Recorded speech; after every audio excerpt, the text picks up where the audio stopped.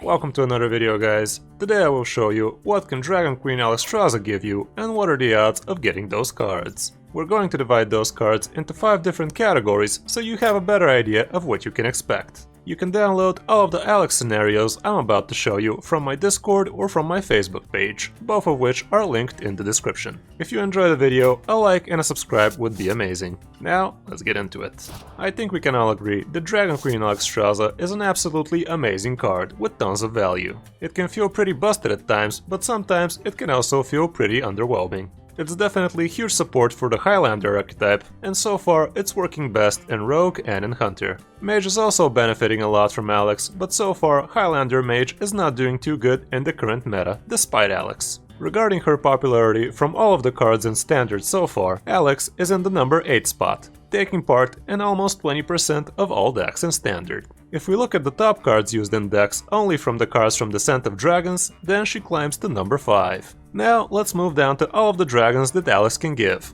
This video is gonna be a lot like my Zephyrus guide video I showed you a month ago. My Zephyrus guide can really help you better understand what you can expect from Zephyrus, so if you still haven't watched it, check it out. Back to Alex.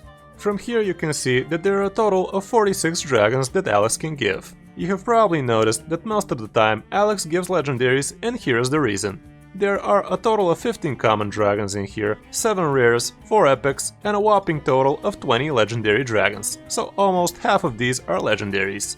The chances for you to get that one exact dragon you need right now out of the 2 dragons you get is 4.3%. The chances of you getting 2 of the same dragon, no matter what it is, are 2.17%. And just for fun, if you want to get 2 copies of that same exact dragon, chances go down to 0.04%. Our very own Trim made a pretty crazy spreadsheet that can calculate all sorts of scenarios. I will also add that Excel spreadsheet in the Discord if you want to play around with it. With it, you can calculate what are the odds of high rolling like crazy and filling the board with 7 Dragon Queens. Spoiler alert, it's 0.000000029%.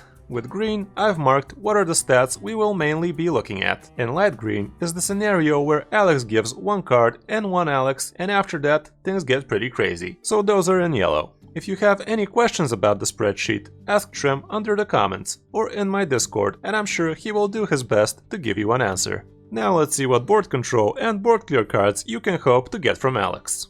There are a total of 13 cards with which you can affect the opponent's board state. Scion of Ruin is a bit situational, and Malygos might not affect the board either, if you don't get a 0 or a 1 mana legendary spell out of him. Alex doesn't really affect the opponent's board, but you get to draw 2 more cards that could, so I will add her in every scenario for that reason. Using Trim's spreadsheet, we get 49% chances to get 1 board control card and 8% chance to get 2 from the same Alex.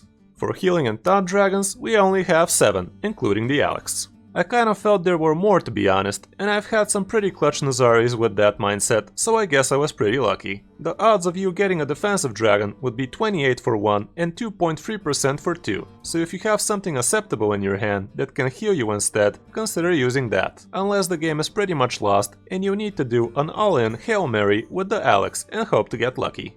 Alex can give a ton of value cards as well. By value cards, I mean discover cards, card draw, spell damage, cost reduction, and other weird stuff like that. We have a total number of 19 cards that fit that description. That means we have a 66% chance to get 1 and 17% chance to get 2 value cards from 1 Alex. And the last 2 charts show the possible low rolls and the high rolls you can get from Alex. Let's start off with the dreaded low rolls. Here, Scion can be a huge low roll if you are not a Galakron deck, and most of the other, even not so cheap dragons feel pretty underwhelming in most scenarios, compared to the other crazy dragons you can get instead. We have a total of 13 low roll possibilities here, so the chances are the same like with the board clears, 49 for 1 and 8% for 2.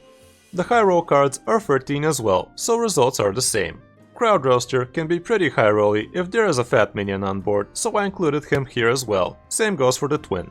It's a bit debatable what can be considered a high roll, depending on the situation really, but in a general matter, I think these would be pretty good most of the time. Huge thanks to Trim for making this awesome spreadsheet. Thank you Dan for giving me the idea to make this awesome video, and thank you Kazul for always trying to help with what you can. That's it for this video, guys. I hope you enjoyed it, and if you did, a like and a subscribe is greatly appreciated. Thanks for watching. I'm Kris05, and I'll see you in my next video.